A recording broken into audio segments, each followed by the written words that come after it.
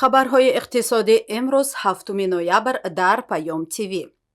ҳела шайх Рӯҳой, ноиби президенти ширкати байналмилалии молиявии IFC оид ба Ховаримиёна, Осиёи Марказӣ, Туркия, Афғонистон ва Покистон дар чаҳорчӯби талошҳои IFC барои дастгирии талошҳои Тоҷикистон барои ноил шудан ба рушди устувор ва фарогирии иқтисодӣ тавассути афзоиши сармоягузории бахши хусусии Тоҷикистонро аз 6 то 9 ноябр боздид мекунад.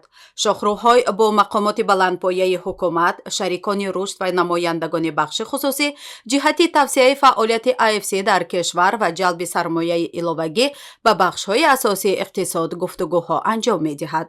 Вохӯриҳо як қисми кӯшишҳои IFC барои мусоидат ба рушди бахши хусусӣ ва кӯмак ба тиҷорат дар ҳалли як қатор мушкилоти иқтисодӣ аз ҷумла таъсири пандемияи COVID-19 ва ҷанг дар Украина мебошанд.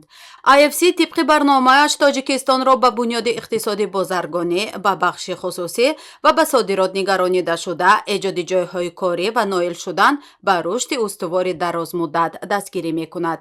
IFC узви гурӯҳи Бонки ҷаҳонӣ, бузургтарин созмони байналмилалии рушд буда, ба бахши хусусӣ дар бозорҳои рӯ ба тараққӣ тамаркуз мекунад. Президенти Тоҷикистон Эмомалӣ Раҳмон дар шаҳри Шарму Шайх бо роҳбари ширкати мисрии Elsevedi Electric Аҳмад Алсувайдӣ имкониятҳои сармоягузориро ба миён гузоштааст. Тибқи иттилои дафтари матбуоти раис ҷумҳур, Эмомалӣ Раҳмон дар ин мулоқот ба сармоягузор фаҳмонидааст, ки дар Тоҷикистон фазои мусоид ва имкониятҳои фарохи сармоягузорӣ мавҷуд буда, минтақаҳои озоди иқтисодӣ фаъолияти босамар доранд. ҳукумати Тоҷикистон дар доираи ислоҳоти соҳаҳои иқтисоди миллӣ ва барномаву стратегияҳои давлатӣ барои рушди соҳибкорӣ, ҷалби сармояи хориҷӣ, таъсиси ширкатҳои муштарак ва дастгирии соҳибкори хурду миёна тадбирҳои созандаро амалӣ месозад.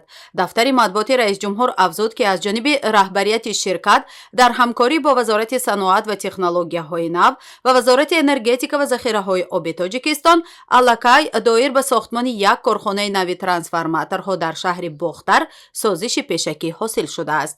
Ҳамчунин барои бунёди як нерӯгоҳи барқии обӣ ва корхонаҳои истеҳсоли кабелҳо ва дигар техникаю таҷҳизот дар соҳаҳои энергетикаи барқӣ ва алоқа, ҳамкорӣ дар татбиқи лоиҳаҳои гуногуни истеҳсолӣ, зербиноӣ ва тиҷоратӣ дар соҳаҳои саноат, энергетика, алоқа, обёрӣ, кишоварзӣ ва технологияҳои сабз мувофиқа шудааст. нархи арз. Бонки Миллии Тоҷикистон имрӯз қурби асъори хориҷиро нисбат ба сомонӣ пули миллии Тоҷикистон чунин муқаррар кардааст. қурби $100 Иёлоти Муттаҳидаи Амрико баробари 1021 сомониву 30 дирам. имрӯз нархи 100 евро 1008 сомониву 43 дирам муайян шуд. қурби пули русӣ аз аввали ҳафта рӯ ба поин овард. 100 рубли русӣ 16 сомониву 15 дирам аст. нархи тилло. баҳои ҳар унси тилло дар муомилоти биржаҳои Лондон бо нархи $1675.45 ба муомила баромад. аз нархи дирӯза имрӯз як унси тилло қариб $10 арзонтар аст. нархи нафти хом. ҳар бушка нафти хоми таҳвили моҳи оянда дар биржаҳои Intercontinental Exchange ва Brent Futures Лондон бо нархи миёнаи $98.55 муомила шуд. ҳар бушка нафти хоми таҳвили моҳи оянда дар биржаҳои New York Mercantile Exchange ва Lightweight Oil New York бо нархи $92.56 ба муомила баромад.